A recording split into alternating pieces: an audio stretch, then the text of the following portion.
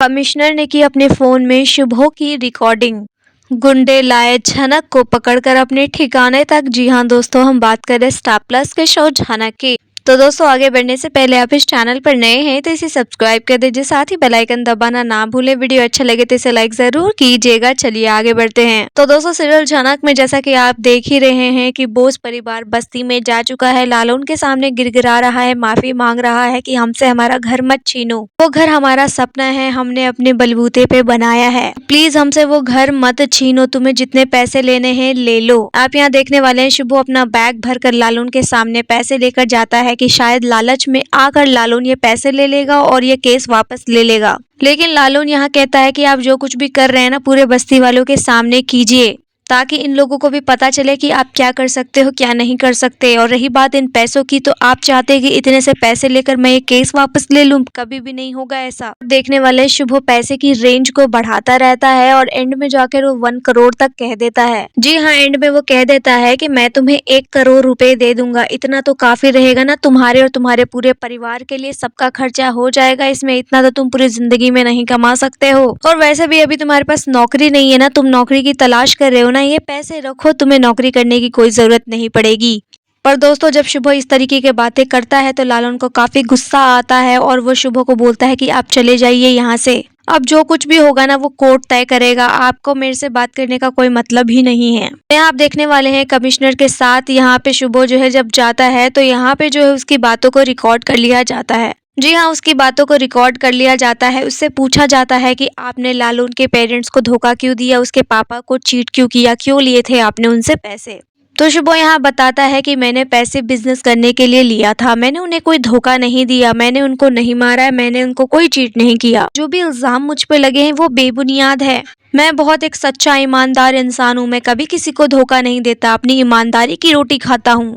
तो मैंने किसी को धोखा नहीं दिया, मैंने किसी के साथ पैसे की ठगी नहीं की है। रही बात लालून की, तो वो तो मेरा रिश्तेदार है, मेरे घर की बेटी उसके घर की बहू है, तो मैं अपने रिश्तेदार के साथ ऐसा क्यों करूंगा। मैं तो इनफैक्ट लालून की मदद करना चाहता हूँ, वो बस्ती में रहता है, उसका स्टैंडर्ड ऑफ लाइफ ठीक नहीं है, तो मैं तो उसे पैसे देकर उसका लाइफ ऑफ लिविंग अच्छा बनाना चाहता हूँ, इसीलिए मैं उसे समझाने के लिए गया था, लेकिन वो नहीं मान रहा है। तो यहाँ वो लोग कहते हैं कि अब देखिए ये मामला कोर्ट में चल रहा है, तो कोर्ट ही तय करेगा आगे क्या होगा क्या नहीं होगा, लेकिन आपके पास 7 दिन का टाइम है, 7 दिन के अंदर अंदर आप जो है इस मामला को सेटल कर लीजिए, नहीं तो आपको धक्के मारकर उस घर से बाहर निकाल दिया जाएगा। दोस्तों, आप देखेंगे कि जब शुभो से जो कुछ भी पूछा जा रहा है, जो भी बात वो बता रहा है, कहीं आगे चल के वो पलट ना जाए, इसलिए इस बात को जो कमिश्नर साहब अपने फोन में रिकॉर्ड कर रहे होते हैं। जी हाँ दोस्तों, अब फोन में सारी बातें रिकॉर्ड हो रही है, तो सबूत के तौर पर इसे अदालत में जरूर पेश किया जाएगा। तो यानी अभी बस्ती के बाद अदालत का ट्रैक दोबारा से दिखाया जाएगा, जहां पर लालून और शुभो केस लड़ रहे होंगे। तो यहाँ पे शुभो को पूरा लग रहा है कि मैं यह केस हार जाने वाला हूँ, तभी तो पैसे का बैग उठाकर उसके सामने पैसे लेकर गया था कि पैसे देकर मामला रफा दफा हो जाए। पर लालून काफी ज्यादा ईमानदार इंसान निकला, उसे पैसों में कोई दिलचस्पी नहीं है, उसे वो घर चाहिए जो उसके पिता की है, उस घर में वो अपनी फैमिली के साथ अच्छे से रहना चाहता है, और बोस फैमिली ने जो कुछ भी किया है उनको उनके किए की सजा देना चाहता है। यानी दोस्तों, अब काफी घमासान होने वाला है लालून और शुभो के बीच। जिस तरीके से यहाँ बोस फैमिली की दशा है, उससे तो यही लग रहा है कि जल्द ये लोग सड़क पर आ जाने वाले हैं, ये लोग ये केस हार जाएंगे।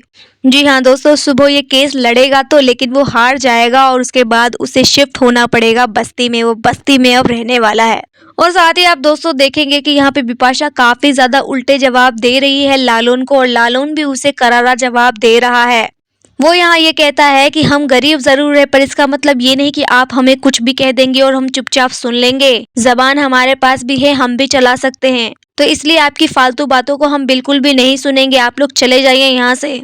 और यहाँ पे लालून का साथ उसकी वाइफ अप्पू दी भी दे रही होती है। अप्पू भी खूब खरी खोटी सुनाती है बोस फैमिली को, वो ये भी इनफैक्ट वो उनको ताना मारते हुए कहती है कि अरे बस्ती में कैसे आना हुआ आप लोगों का, आप लोग तो यहाँ भटकते भी नहीं हो, यानी बहुत जल्द शायद आपको यहाँ रहना होगा, इसलिए यहाँ के लोग कैसे रहते हैं ये सब देखने के लिए आए हो। क्योंकि दोस्तों, यहाँ अप्पू भी जानती है कि ये लोग ये केस हार जाएंगे और उन्हें जल्द से जल्द बस्ती में शिफ्ट होना पड़ेगा। और रही बात कमिश्नर साहब की, तो कमिश्नर साहब लालून के पिता के बहुत अच्छे दोस्त थे। यानी लालून के पिता ने जो कुछ भी मेहरबानी उसके ऊपर की है, जिसकी वजह से आज वो इतने बड़े कमिश्नर बन पाए हैं, वो बहुत मदद करना चाहते हैं लालून के परिवार का। वो अब शुभो को बिल्कुल भी नहीं छोड़ने वाले हैं। शुभो अब उनके निशाने पर आ चुका है। अब आप देखने वाले हैं जितना भी जोर लगाना पड़े, यहाँ पे कमिश्नर साहब लालून जोर लगाएंगे और अपने पिता के साथ हुई नाइंसाफी का बदला लेंगे। यानी अभी मामला तो बॉस हाउस का है, जो बहुत जल्द इनसे छिन जाने वाला है, जिसका डर साफ साफ शुभो की आंखों में दिखाई दे रहा है। एनीवे यहाँ पे बस्ती में आप देखने वाले हैं कि जब पूरे बॉस फैमिली होती है तो अनिरुद्ध भी वहाँ मौजूद होता है। वो भी लालून को समझाता है। वो लालून से वादा करता है कि मेरे पापा ने जितने भी पैसे लिए हैं ना, सब के सब मैं पे कर दूंगा। यानी मैं तुम्हारे सारे पैसे वापस कर दूंगा। अभी मेरे पास जो पैसे वो तो मैं आपको दे ही दूंगा, लेकिन जो पैसे बच जाएंगे ना, मैं लोन लेकर जैसे तैसे आपका कर्जा चुका दूंगा।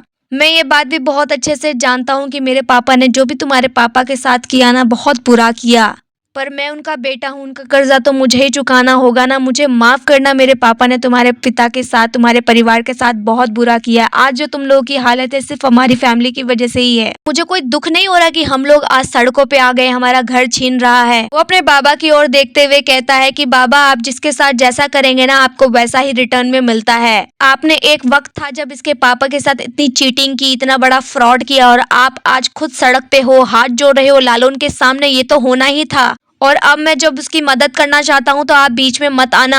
यहाँ तनुजा अपने पति से कहती है कि पैसे वैसे देकर ये मामला जल्दी से रफा दफा कर दो।